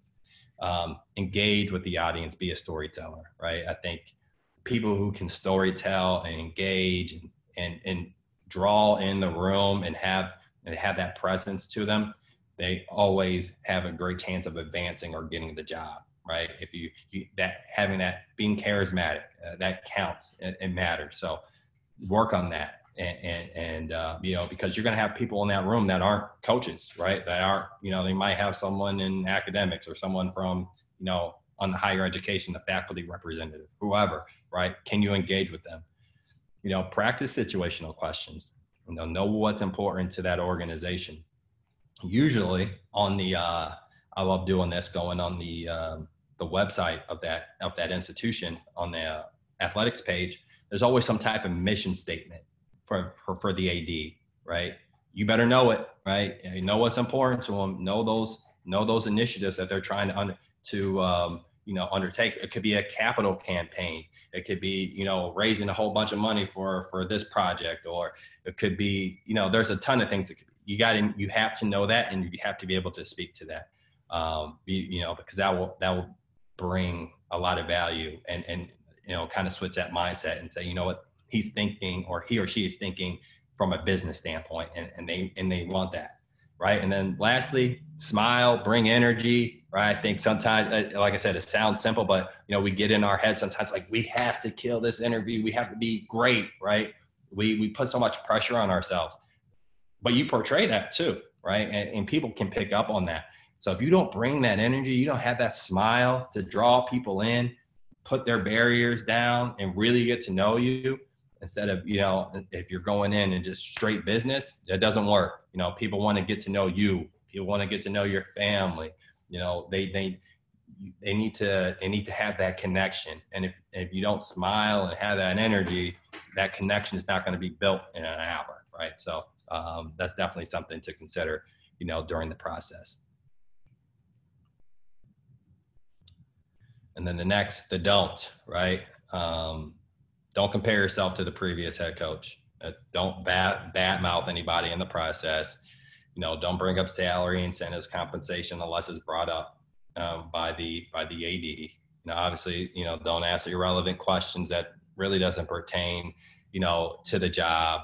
Don't be unprepared, right? Know who is in the room, right? So if there is a internal committee that's there, you need to know everyone who's in that room. Have a question for everybody that's in that room, right? Just one question, right? I think how you ask questions can really separate you as well, right? If they're, and if you're fortunate enough to, be in the room with the president or whoever at the end of it, asking those type of high level questions, instead of saying, what's my budget for basketball, say, what's the financial health of the institution, right? And how does that pertain to athletics, and how can we help promote that, right? How can we help promote the health financially of that institution. So having those type of questions are great. But if you're not prepared for that, right, and you're in that audience, that doesn't look, that's not a good look, right? So, obviously be prepared. And then, like I said before, don't have a bunch of people calling your behalf. I think 1 or 2 references are great. When you start getting to that 5, 6, 7 range, it's just overbearing. And then I think people just take you off the list because they're just sick of hearing from everybody, right? So don't take yourself out of the job by having a ton of people call, right? I think that's something that we can all agree on. And then definitely wanted to open up for questions. And the following slide is my information.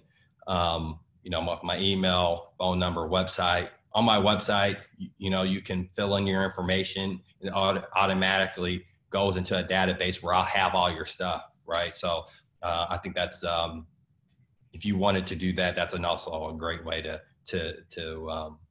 get in my database, and we kind of sort people, from experience and levels and things like that. But it's definitely a good feeder. So definitely hit up the website and fill out your information, and I'll follow up with a call as well. Big time stuff, man. Big time stuff. Definitely went into a lot of detail, and we're very thorough. We appreciate that. I'm going to leave the share screen up for a little bit so people can get the information. But as you're getting the information and processing all this great information and insight that Herb shared with us, again, we'll open up for questions. We got about 15, 20 minutes. If it has to go a little longer, then that may be okay, as long as Herb's okay with it. But we want to make sure we're doing this for the people that took the time to come out of their day to invest in themselves, invest in their career, invest in their growth in the business. So this is not about anything but you guys, other than Herb himself. So feel free to, again, ask as many questions as you want. Let's get this conversation going, and let's figure out how we can grow to prepare you guys to where you want to go.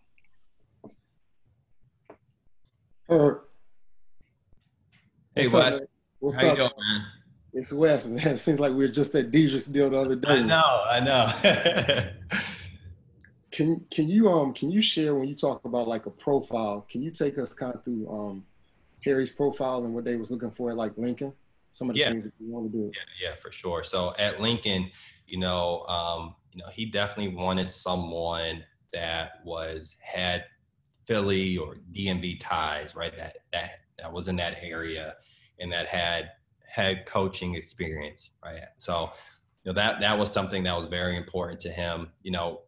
With Lincoln, being one of the first HBCUs, and they have a very strong alumni. That alumni base is Philly, Baltimore, DC, right? So that was very important to him, to be able to attract someone that's from that area that he could really feel passionate about, and that could, that the alumni could get behind, right? And so that was something that was very important to him. And then also just the integrity piece, and the be able to implement a culture, that was another thing. So I think a lot of people missed out, even though I think there was a ton of qualified candidates. I think one mistake that a lot of people made, where they weren't able to really articulate that. Like, so it was myself, Harry, and a committee. So, and some people in that committee weren't basketball people. So how can you convey and articulate that to maybe the lay person, right? Someone who's not in the trenches, being high level, but also showing examples and how you're going to get that done. So, I think, that was kind of, what he was looking for. And that was important to him, having a fairly younger team, and they thought they were close, but, if they could, just shore up some of those things, they felt like the program would be in a better place. So, that's what he was looking for in that search process. And that's kind of, how we kind of identified those candidates that kind of demonstrated that. If you don't mind, Herb, I think you might have already said this, but can you explain your connection to that particular job?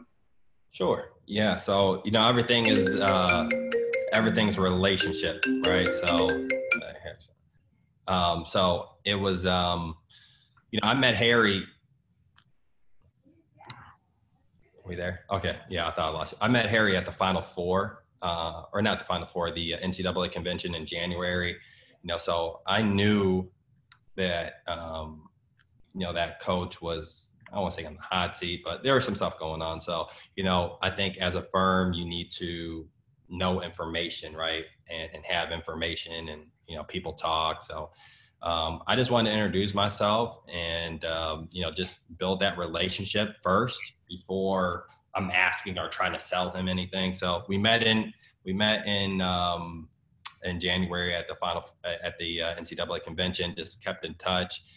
He did end up making a, transitioning from that coach.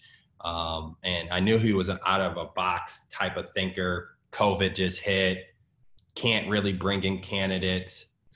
He was getting, a ton of people reaching out to him. I'm from that area, so I knew a lot of those coaches that were going for the job. So kind of my value, for Harry was, being that trusted advisor. I am from the area. I do know a lot of those coaches. I can give you that expertise that, that you might not have because, he's not from there. Right. So, and then helping him and his committee really vet down that list. So that's kind of how I got involved with that search. And he took, like I said, he gave me a great opportunity and he was phenomenal to work for. And not every AD is, I know not every AD is going to be like that, but, he was great and open book and, really leaned on me for advice, which I appreciated.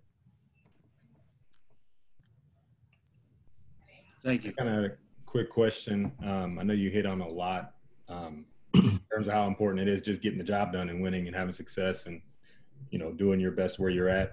You mentioned branding a couple times in there. I'm kind of curious, how much has the personal branding process kind of impacted what you do? And then kind of what are some of the more innovative things you've seen that have helped people branding wise as well? Yeah. So in building a business, branding is everything, branding and messaging, right? So how am I resonating with my target audience or market, right? And am I reaching them in different ways, right? So whether it's, for ADs, they're not on Instagram like that. I mean, some of them are, but, LinkedIn and Twitter is huge. Right? Those are two huge platforms that my messaging and branding needs to be on point, and my website, right? Because a lot of people are going to, look at your website. That's like your first impression as a business. What does it look like? What's the look and feel and everything like that? So, you have to invest in that.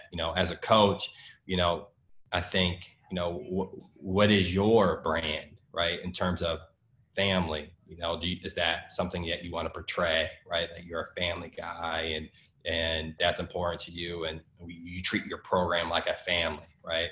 Well, then your branding and messaging has to be similar to that. Are you specific to a skill within coaching, whether it's development, X's and O's, what's your expertise? And then you're breaking stuff down, whether it's, on Twitter, Instagram, things like that. I think that's important, because people are looking at that and other coaches are looking at that. So even though, maybe the AD is not on Instagram, but if you have a reputation in the business, like, Tim, he's great at X's and O's. He's a how the narrative goes, man, where people start writing about you and perception's reality. I say that all the time. What you put out is what people take at face value. So what is that? So I think that's one thing that coaches can do for themselves, to give them that kind of leg up against the competition when they're going for jobs. What's your personal brand? Because at the end of the day, when we talked about the CEO, like, what you're going to get, right? You're going to be the face of the program. What does that look like? And schools want to know that, right? And they want to see, are you clean cut? How do you dress? How professional you are, your demeanor on the sideline, all those things play a part of that.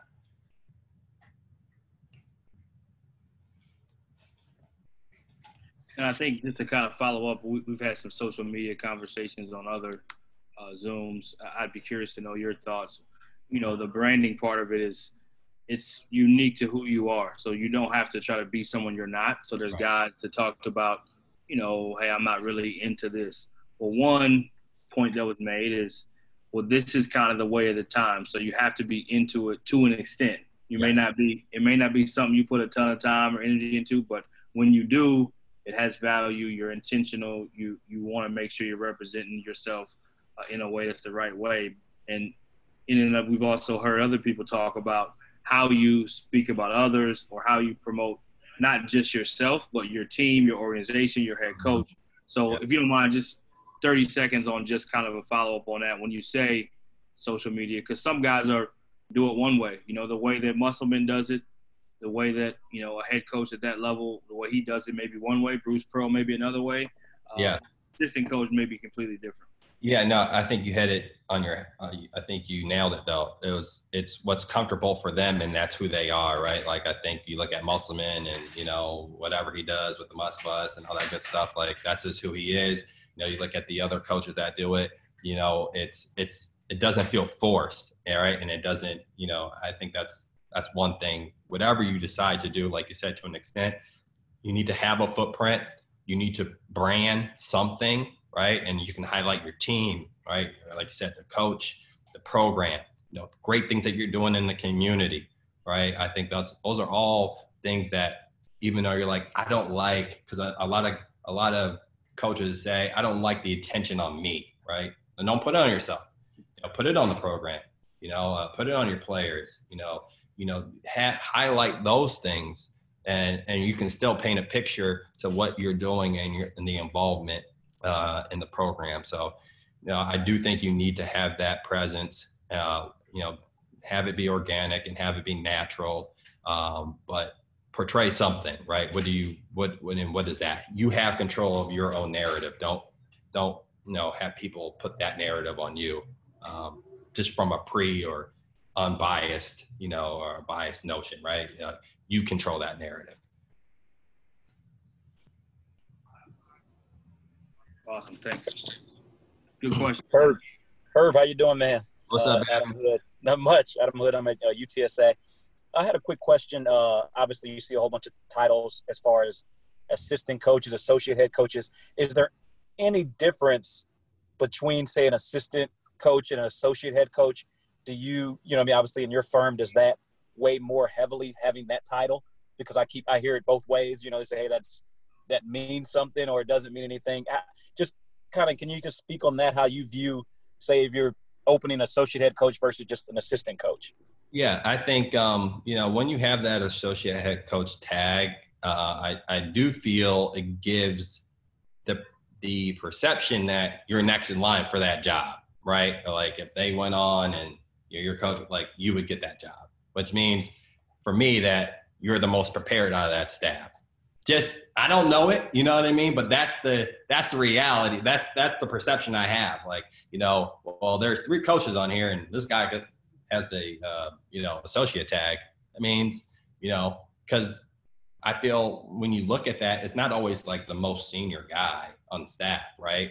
So I do feel like it does carry weight in terms of the title and why that coach would put that title on that associate head coach. But I know that there's some great assistant coaches too that don't have that tag, and if there's so I think at the end of the day you got to know the person, right? You got to know what they're doing and some of their responsibilities, how tied in they are, and kind of make a decision from that. But yeah, from the perception of it, it seems like, that coach on that staff is ready for the next step. Appreciate that. It's a great question. Herb, this is Serge from Marist College. Question for you. I was fortunate enough to be on Top Connect this year, and there seemed to be a big disconnect between the athletic directors and agents. Could you explain potentially why that is, or what's going on? What's the friction between them? Yeah, I think because of the rise of a firm that they probably ADs would just rather just go through them and then have the firm and the agents kind of work that out. I do feel, especially from like the older ADs, I think the ones that are kind of more progressive, I don't think they mind working with agents. It's just that sometimes you have that perception. But, I think they realize they are needed in the process, right? And, because they do represent the client or the candidate that they're trying to recruit. So there's definitely a need, right? And I think now, because they are paying a firm X amount of dollars, that they want them to kind of, I wouldn't say lead negotiations, but, just kind of be the buffer between, the agent and, the AD, so it's kind of fallen on the firm's plate to kind of, to interact more. But, I do think, certain ADs feel certain ways about agents and others feel differently. You know what I mean? So I think it's a case by case basis, but like I said, they are needed in the process, and they do add value, and, making sure that whoever that they are representing is in line of, for what we're discussing in terms of compensation and, all those other things. So they do play an important part of it. I have one more question. Sure. So with what's going on now, I think Coach Williams brought it up a little bit in terms of jobs and taking tough jobs and figuring out the situation here. So with you obviously being an advocate for African-American guys, would you say that you helping us advocate for African-American coaches in general, will that give us a better seat at the opportunities that we get from the beginning? Yeah, I do think it helps everyone's chances when you have someone advocating for you and that really knows you, right? That can really tell a business case on why this coach deserves this opportunity and taking that time to do it. So, but, I would do that with any candidate, right, that I felt was good for the job, not just, a coach of color, right? So I think if someone who I feel is good, right, and I think they're a fit, I'm going to advise that AD on why they need to go with that coach and the reasons why, right? So, but, to your point, I don't know if that's happening. I'm not in those conversations, but, I do know the coaching community, right? I've been a coach before. Like, I've been on the road with you all. I know certain styles, right? And systems and what works and what, to type of product that's going to lead to the court. So all that goes into the decision making on to who, that coach is. So, but yeah, I do think that's going to help. Thank you. No problem. Great stuff, Serge. Let's take 2 or 3 more while we have Herb here. I'll ask one just as some more people think of their question. What's one of the, if you had to say one, not to make this negative, but just to be really kind of blunt and direct, what's one of the blind truths that maybe we just have to figure out how to overcome as minority candidates, other than just the numbers themselves, right? Like you talked about being able to – coaches don't hire coaches, so definitely we have to be able to network up and figure out ways to, not only meet search firm people and representatives, but also ADs and people that are in administration at different schools. Maybe what's one of the blind truths to what we're facing and what we're up against? And then also what's a suggestion of how to go about dealing with whatever that blind truth may be? No, that's an awesome question. That's great. One thing, I think the stereotypes of a black coach, right? Like recruiter, defensive guy, right? Like that's it, so, having those stereotypes and then being able to, or those, those preconceived notions of that's the only value you can bring to the organization and not lead a program, right? So, I do think the more you can articulate and show what you've done and obviously like the recruiting and, that's always going to keep you relevant, right? That's going to keep your names out there.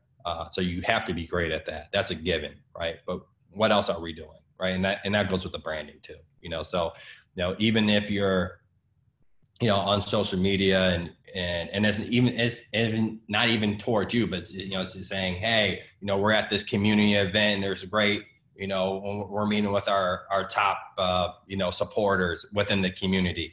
Well, that shows you that, you can connect with some important people, right? That's not saying, look at me. That's saying, look at the program, what we're doing and how we did it. Right. And shows and kind of shining that light, and putting you in a different light. I think that's huge.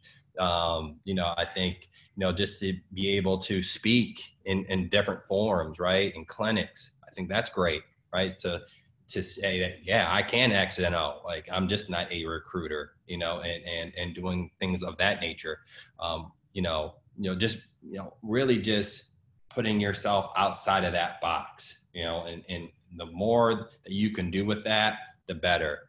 I think, hosting Zoom sessions like this is great, and doing some X's and O stuff and highlighting that. So, I think that's real, right? As coaches of color, right? I think, they see us as recruiters or, just having a specific job and not being able to run a program. And we can do a better job of highlighting everything that we do, right? Because as coaches, we have so many things on our plate and we have to deal with so many issues. And our players are coming to us, right? Because that's who they confide in. We are more than equipped to run a program. We just need the opportunity. So I think the more we can do that, the better.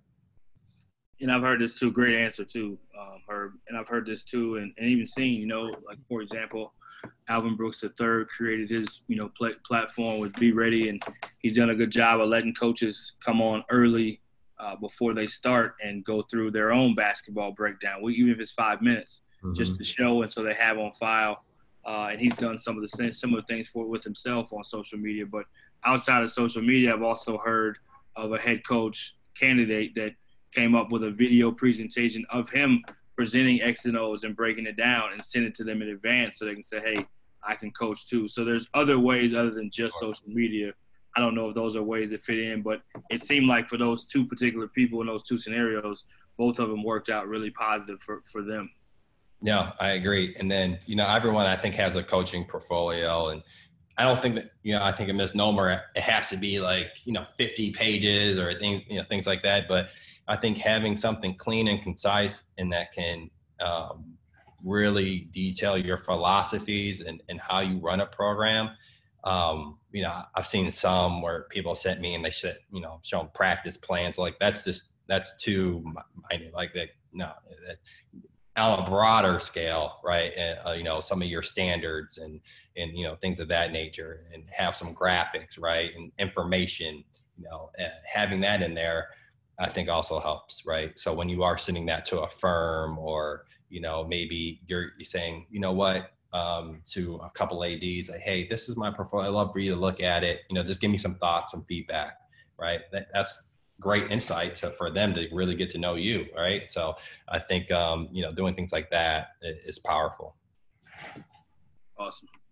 I got a question for you, Herb. Yeah, so, oh, I'm sorry, B. No, you're good. Please. Do you have any advice for any of us coaches as it relates to any sideline etiquettes, any way to conduct ourselves? Obviously, we know how to conduct ourselves on the side as far as not being, in the limelight and anything in that nature. But is there any specific etiquette that you would recommend for us coaches? That's a great question, Serge, man, because there's things on that you can definitely do, right? Because, and each school or program is different, but, I think if you have a chance, to get your guys together before the head coach comes in, maybe say a word or two. If you're engaged in the, with meeting with your coach when he's trying to think of a play or, something, or kind of being that consultant for him, I think that's huge. Being engaged on the bench, right, where, someone comes out and you're teaching, right? I always love when players come out and that coach sit next to them and he's teaching. I think those are all great things you can do to really separate yourself as a coach on the bench, and to say like, wow, he's coaching, right? He's just not berating the refs or yelling at his players when they're going up and down the court, but he's actually teaching. and it portrays that executive image as well. That's something that you always got to be cognizant of, is what image are you projecting on that screen, especially if you're on TV or whoever with your boosters and your fans. Like, what is that? You know, it should always be, people should always say, you know, he's super professional, sharp, clean, dressed well, right? That executive image.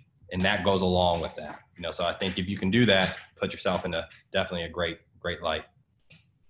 Yeah, I asked that question because I've seen, I was on a previous Zoom, a couple Zooms, and they talked about assistant coaches being, you know, hurting themselves and their chances by the moment, by being caught in the one exact moment where you're demonstrative. Yeah.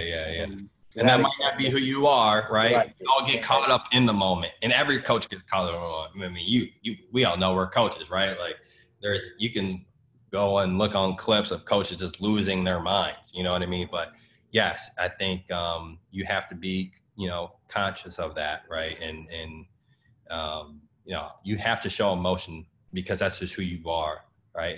And when you're in the heat of the battle and that ref makes that horrible call, you got to let them know. I get that, you know what I mean? So I don't think that kind of defines you, but I think if it's a consistent thing where, you know, you're always up and, you know, you're yelling and all that other stuff and just losing your composure, then that's something else. But everybody gets caught up in the moment. You know what I mean? I don't think that's a big deal.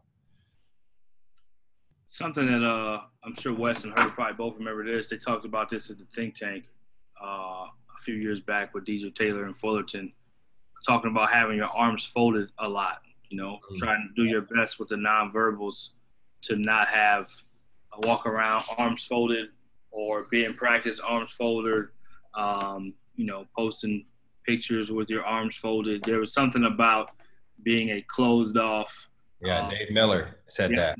Dave Miller sure did. Yep. I remember like it was yesterday. So he talked about that. So obviously putting your hands behind your back, finding another way to stand because it represents kind of a more of a negative or closed off, unapproachable body language. So small thing, but it was passed along. So to add to that, another thing that I took from think tank that like I carried from that day on was not reading off a scouting report. You know, like I was a younger coach at the time. I was like my third year, and sometimes I would read off of the scouting report, right? Or when I'm trying to teach the team, you know, memorizing, even if you got to memorize it, you know, especially, you know, I remember Chris Rocker, you know, came in and he's like, you know, you got a TV game and there's media there. That's a great opportunity to showcase that you can coach if that's your scout, right? It's like, you know, you're putting people in place. You got total command of that scout and you know it off the top. Like, that's powerful, right? And I think people will talk about that. So that's something that always stuck with me as well. You know, something that we could do, right, is, you know, for our development is don't use the paper, right, when you're using your scouts, you know. So, you know, that was something that I took from that. And, you know, it was a great piece of advice because it does put you in a different light and your players notice it too. Yeah, and you said it, just to piggyback on what you said, with those media members not knowing who they know, how they talk, how that word spreads too. And even if you're not on necessarily a TV game, we all have ESPN3 games more or less in our league, or that we play 1 or 2 times a year. You just never know how those circles overlap too. So just stuff to kind of keep in mind. Hey, Herb, I got a question for you. What's up, OD? How you doing?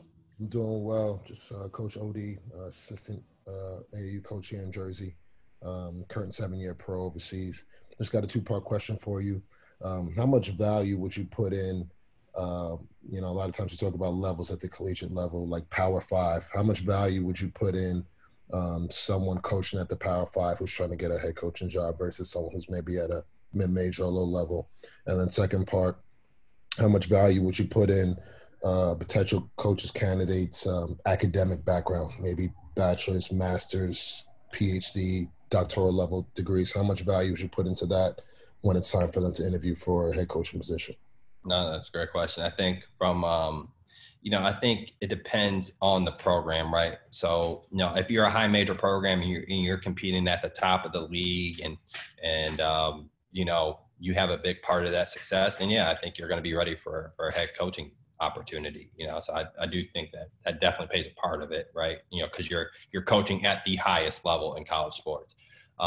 You know, but there are some great mid-major programs, and that's kind of where having that knowledge, right? Where, you know, there's certain programs, like let's just say St. Peter's, right? Where Serge was. That's a hard job, right? And to win at St. Peter's, you got to be able to coach, right? So I think, you know, knowing that is important, right? And I think, you know, if you can win at St. Peter's, you can almost win it anywhere, right? So I think because they don't have the resources, and you know, it is a hard place. So, you know, having that background, or, you know, if you've coached in the Ivy League and you know, trying to target you know, higher academic institutions, yeah, those coaches are going to be more attracted for that, right? Because they want someone who fits that profile. So, you know, I do think it does matter about the job, but it also matters the program that you're in. You know, what is that perception of your program, whether it's high academic or, you know, style of play, and if you guys won at a high level, you know, to be able to project for future opportunities at the head job. Yeah, I'm very familiar with St. Peter's. I played at Siena, so I know them very well. Serge, what's up, man? Tell Coach Dunn I said what's up. I know Coach Dunn very well. I got you, man. I got you. Okay, and Herb, I'm sorry, I don't want to take any more of your time, but you're part of my question. Just like the academic profile of a potential head coach, like how does that play in, you know, maybe master's, doctoral level, how does that play into? You know, I think it matters what the institution. So if it's, I think certain institutions carry more weight. Honestly, you know, just my opinion, I don't think it really matters as much the higher you go. I think that's more institution specific, like the Ivy or maybe a Patriot League, or, you know, that matters to alumni and things like that. And if you want, depending on what you want to do, but at the end of the day is, you know, you can have all the education you want, but can you lead, right? I think that's what people really care about. And, but it is impressive, right? I think it gives you those credentials to get in the door, but I don't think that's going to be the deciding factor on whether you get a job. Yeah, we had one of our guests jumped on a little late. I want to let him have a chance to interact with you. David Kason just recently voted one of the top assistants in this Conference USA, longtime friend, tremendous coach in person. I'll let him have his mic so unmuted so he can ask a question. Hey Herb, how you doing, man? Good, Coach. Good. Hey, what's up, fellas, man? How you guys doing? I hope everyone's staying safe. There's a ton of guys I see, and I know, man, it's great seeing some familiar faces, man. And good luck to you guys, man, and be safe, and good luck with recruiting, man. With those virtual presentations, man. Really good to see some of you guys. So, hey, Herb, man. Hey, had a question for you. It may be tough for you to answer because athletic directors are different in their own right, but had an opportunity to interview for a few head coaching jobs in the past, and you know, some of the athletic directors or the committee members, they ask you, hey, tell me a little bit about yourself. Mm-hmm. And there's you know, we want to, as assistants, we want to try to get so much in, and at times we talk a little too much out of anxiety or out of excitement about the opportunity. But then there are times when we don't talk, you know, enough about ourselves. And some guys are very good at that. I'm not one that's good at talking about myself, to be honest with you. So, like, what's the happy medium? I don't know if there's a time limit, a mental time limit. What do you know, like, what? I guess a couple of things, like, you know, family, some of the places you've been, your job responsibilities. Like, I guess, can you just give me? That's a great question, because I feel like people do take themselves out of it, or they kind of lose the committee right from the jump. So I do think, you know, a 3 to 5 minute elevator pitch on yourself, your family, your current role and what you've done and how you can implement that type of success at that institution, right? I think, you can get that in 3 to 5 minutes. I think anything over 5 minutes, you lose people, right? So people love hearing about family, people love hearing about, your why, and people love hearing about what you've done and how you're going to do it there at that institution. And then I think you stop, and then kind of they'll ask some follow-up questions from that. But no, you're 100% coach. I mean, just the searches that I've been involved with, some guys have gone on for 10 minutes on that first question, and I could see the people in the room, and they were done. They weren't even listening to him. You know what I mean? So I think don't lose the job in that first 5 minutes, man. Just be concise. Your why, family, culture, and how you're going to implement that, or why you're a fit for that institution. In that first 5 minutes. Man, I greatly appreciate that. Sorry for coming on late. And no problem, man. No, you're good, Coach. We all got work to do, man. We appreciate you being on, and feel free. We'll take 2 more. So if you got another one, Coach K-Son, feel free to jump one more in, and then we'll. No, I mean that was the biggest one for me personally. I'm not sure how some of the other guys on here feel or have felt, but that was just the biggest one, because I think we all can talk, a lot about ourselves. And I mean, as I looked on here, I know there's some extremely humble dudes on here, so I just wanted some insight on that and how we should approach it and how we should, not overdo it. So I greatly appreciate that. Thanks, Brian. Thanks, Herb. No problem. Thank you. Great question.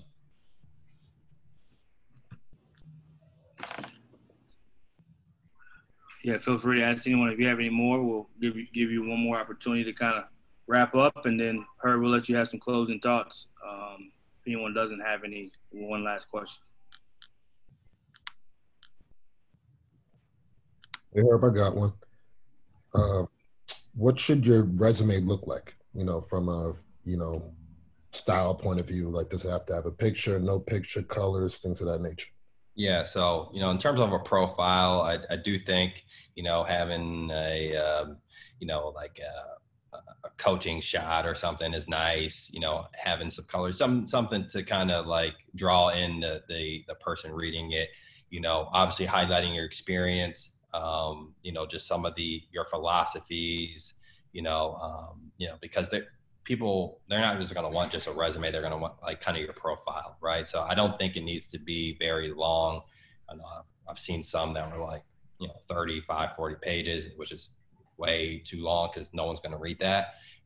You need to capture, especially in the first few pages, what you really want it to say about yourself and what you've done, right? So I think obviously listing your experience, some of your accomplishments should be definitely on that first page. Just maybe your footprint, recruiting footprint, your ties in that area, the value that you can bring, the culture, right? Some of your standards that you're going to implement. I think that's always very important. And how you're going to, what does that look like? So to be able to articulate that. So, like I said, it doesn't need to be crazy long, but it does need to say who you are, what you're about, what that team is going to look like from a culture standpoint. So whoever has that, they can visualize, oh, this is what I'm going to get in this coach. Right. And I do think, having colors, maybe some, graphs or whatever to kind of illustrate that as well also helps.